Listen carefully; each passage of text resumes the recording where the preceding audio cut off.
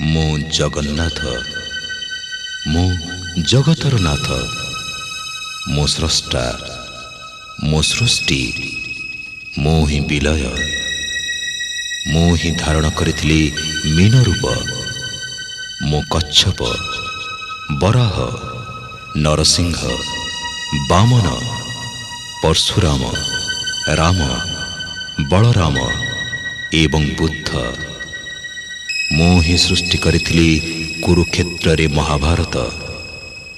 ମୁଁ କେବଳ ମୁଁ, ଆଉ ମୁଁ ହିଁ ଆସୁଛି କଳ୍କି ରୂପରେ।